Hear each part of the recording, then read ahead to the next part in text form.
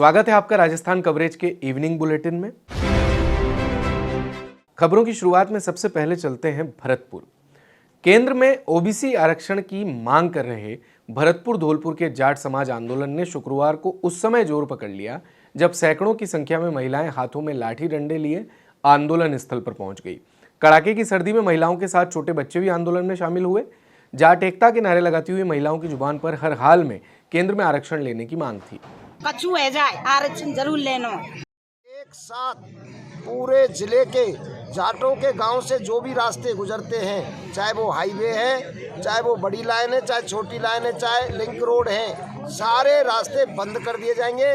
जिस तरह 2017 में अरुण चतुर्वेदी जी मंत्री जी मोटरसाइकिल से आए थे कमालपुरा से बात करने के लिए, कोई भी रास्ता ऐसा नहीं था जहां से मंत्री महोदय की गाड़ी भरतपुर तक आ सके।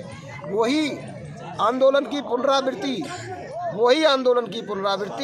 ये आंदोलन में होने जा रही है। हम बार बार सरकार को समय इसीलिए दे रहे हैं कि कोई जाट समाज को इस तरह से बदनाम नहीं करे कि जाटों ने सीधे ही अग्रेसिव होके आंदोलन बड़ा कर दिया। हम धीरे धीरे सरकार को मौका दे रहे हैं कि सरकार जाट समाज के हक और अधिकार की बात को गंभीरता से समझे और समय रहते चेत कर आंदोलन बड़ा ना करना पड़े।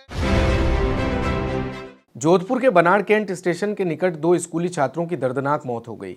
जानकारी के अनुसार बनाड़ के गणेशपुरा निवासी अनन्या और युवराज दोनों सगे भाई बहन थे जो आर्मी के चिल्ड्रन एकेडमी स्कूल में पढ़ते थे। अपने 3 अन्य साथियों के साथ स्कूल से घर लौटते समय पालतू कुत्तों से जान बचाने के लिए वो भाग रहे थे कि तभी अचानक ट्रेन आ गई और उसकी चपेट में आने से उनकी दर्दनाक मौत हो गई। 2 मासूम बच्चे जो है यहाँ पे स्कूल में, हाईवे के उस साइड में जो है स्कूल है, वहाँ पढ़ते हैं। वहाँ से जब स्कूल से वापस वो 4 बच्चे इस साइड में आ रहे थे रेलवे ट्रैक के दूसरे साइड में उनका मकान है। तो जब वो यहाँ से पास आउट हो रहे थे उसी वक्त को जो पालतू कुत्ते हैं वो उनके पीछे पड़ गए। पीछे पड़ने से जो है 2 बच्चे जो है वो रेलवे ट्रैक की तरफ चले गए। उनको ये ध्यान नहीं रहा हड़बड़ाहट में कि सामने से जो है ट्रेन आ रही है, और उसी दौरान जो है मालगाड़ी ट्रेन जो है वो आ गई और उसकी चपेट में दोनों बच्चे आ गए, जिसके कारण ये हादसा हुआ है। मौके पे शांति व्यवस्था बनाई हुई है और मौके पे हम कार्रवाई कर रहे हैं।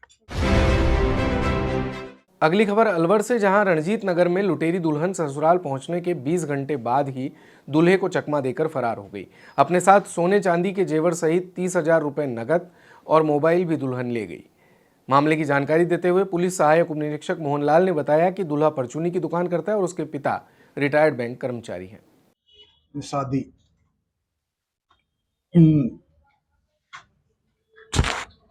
निशा नाम की लड़की से जयपुर से करके लेकर आए थे, जो दिनांक 17 तारीख को शेड चौरा पूजने के बाद रात्रि को करीब 12-1 बजे अपने मकान से चले गई। जो अपने साथ पहने हुए जेवर वगैरह है और मोबाइल, लड़के का मोबाइल लेकर चली गई। रिपोर्ट दर्ज कराई थी, इसकी जांच की जा रही है। सर्दियों के मौसम में जहां लोग जल्दी घरों की तरफ रुख कर लेते हैं, तो ऐसे में चोरों का गिरोह भी सक्रिय होने लगा है। अलवर में चोरी की वारदात थमने का नाम नहीं ले रही है। यहां आए दिन चोर बेखौफ तरीके से चोरी की वारदात को अंजाम देने में लगे हुए हैं। कोतवाली थाना क्षेत्र की आटा वाली गली में शुक्रवार रात चोरों ने 3 दुकानों को निशाना बनाया। देर रात हुई चोरी की वारदात में चोर एक दुकान से 40,000 की नकदी लेकर फरार हो गए। मामले की सूचना मिलते ही कोतवाली थाना पुलिस मौके पर पहुंची और घटना की जानकारी ली। 7:30 बजे हम दुकान बढ़ा के गए थे, शादी थी हमारे घर में, तो आज मैं कैश लेके नहीं गया घर पे और मैंने गले में रख दिया था। और अभी जैसे ही हम बात का प्रोग्राम चल रहा था शादी के बॉन्डवेल होटल के अंदर, वहाँ कोतवाली से फोन आया कि आपकी दुकान तार टूट गया, शटर ऊंची हो गई है, आइए। जैसे हम बाहर आए तो हमें बाहर गले पड़े मिले हमारे, और गले में 40,000 रुपये जो थे वो ले गए पूरा, और अलमारी खोली, दराज खोले सारे, बाकी सामान कुछ नहीं गया, केवल 40,000 रोकड़ी लिए, जो वो सारा सामान ले गए। दुकान बंद कर घर लौट रहे बाइक सवार 2 भाइयों पर अलवर में बदमाशों ने जानलेवा हमला कर 1.5 लाख रुपए लूट लिए। बदमाशों ने सिर पर ईंट से हमला किया, जिससे दोनों भाई घायल हो गए। उपचार के लिए उन्हें अलवर के सामान्य अस्पताल में भर्ती कराया गया है। जानकारी के अनुसार इस्माइलपुर निवासी जय किशन और महेंद्र हरचंदपुर केजी प्लाजा स्थित जनरल स्टोर की दुकान पर बाइक से घर लौट रहे थे। रास्ते में अज्ञात बदमाशों ने उन्हें घेर लिया और उन पर हमला कर दिया। फिलहाल पुलिस बदमाशों की तलाश में जुटी हुई है। भैया हम दुकान से निकले और जैसे ही दुकान से 100-1 फुट की दूरी पर निकले तो वहाँ से निकले तो उन्होंने वे आए हमारे सिर्फ दोनों भाइयों के टेट में टपाटप ईंट मारने लग गए। कौन लोग थे वो? सर वो लूटने वाले थे। ये नहीं पता कौन थे अभी तक हमको। 22 जनवरी को अयोध्या में होने वाले प्राण प्रतिष्ठा समारोह का उत्साह पूरे देश में है। इसके चलते चित्तौड़गढ़ में भी मंदिरों की साफ सफाई का अभियान पूरे जोरों पर चल रहा है। इसी क्रम में शनिवार को विधायक चंद्रभान सिंह ने मंदिरों में साफ सफाई की। विधायक के साथ इस दौरान भाजपा कार्यकर्ता और पदाधिकारी भी पहुंचे। विधायक चंद्रभान ने कहा कि प्रधानमंत्री नरेंद्र मोदी ने 500 साल पुराने अयोध्या मामले को सुलझाकर राम मंदिर निर्माण करवा देशवासियों को बड़ी सौगात दी है। विधानसभा के सभी मंदिरों को बुला के जहाँ भी जो सुविधा चाहिए वो सब लोगों ने प्रयोजित करवाई है और आने वाले दिनों में सब मंदिरों पर भव्य कार्यक्रम हो।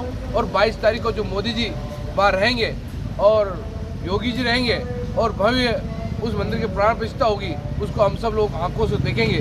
और आज सभी मंदिरों का हम वहाँ पूजा पाठ साफ सफाई की व्यवस्था सब हम लोग करवा रहे हैं। चित्तौड़गढ़ में विकसित भारत संकल्प यात्रा का समापन हुआ, जिसमें अंतिम शिविर शनिवार को किला रोड पर आयोजित किया गया। शिविर में लाभार्थियों ने केंद्र सरकार की योजनाओं में अपने रजिस्ट्रेशन करवाए।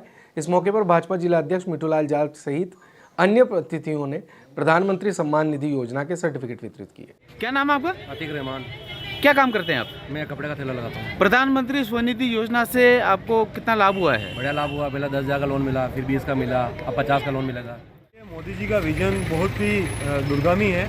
इसके अंदर हम सबको एक संकल्प लेना पड़ेगा। भारत के प्रत्येक देशवासियों को एक संकल्प लेना पड़ेगा कि हम राजनीतिक क्षेत्र, आर्थिक क्षेत्र और सामाजिक क्षेत्र में हम सबको आगे बढ़ना होगा और सबको मिलजुल कर काम करना होगा। और प्रत्येक व्यक्ति तक और अंतिम छोर तक अगर प्रत्येक व्यक्ति को लाभ मिलेगा और वो आगे बढ़ेगा तो निश्चित तौर पर हम तीनों ही क्षेत्रों के अंदर विकसित रहेंगे। कोटा शहर सहित ग्रामीण इलाकों में भी भगवान राम के प्राण प्रतिष्ठा महोत्सव का भरपूर उत्साह देखने को मिल रहा है। इस दौरान दरा गांव के लोगों ने राष्ट्रीय राजमार्ग से सटे मकानों और दुकानों को भगवा पट्टी और झंडियों से सजाया। रेतीले धोरों के जादूगर सैंड आर्टिस्ट अजय रावत ने तीर्थ नगरी पुष्कर की पावन धरा पर 1000 टन मिट्टी से भगवान श्री राम का मंदिर बनाया है। अयोध्या के राम मंदिर के प्रतीक के रूप में मिट्टी के मंदिर निर्माण का समताराम महाराज के सानिध्य में वैदिक मंत्रोच्चार के साथ उद्घाटन हुआ। रविवार से ब्रह्मा जी की नगरी पुष्कर में भगवान श्री राम के मंदिर का श्रद्धालु दर्शन कर सकेंगे। जगत पिता ब्रह्मा जी की पावन धरती पुष्कर नगरी में यहाँ पर रेतीले धोरों में जिस प्रकार से अयोध्या का ही प्रतीक के रूप में मिट्टी के द्वारा बहुत सुंदर मंदिर का निर्माण किया गया भाई अजय रावत जी के द्वारा, मैं उनके प्रति विशेष रूप से साधुवाद व्यक्त करना चाहूँगा। और ये मंदिर कोई हम सभी के लिए, राजस्थान के लिए और पूरे विश्व के लिए ये गौरवान्वित करने वाला विषय है। जिस मिट्टी के धोरों को सहजना बड़ा कठिन होता है, उसको बड़ा सजा करके उन्होंने एक प्रतीकात्मक रूप से हम सबको संदेश दिया है। खबरों के लिए बने रहिए हमारे साथ। आप देख रहे थे इवनिंग बुलेटिन। धन्यवाद।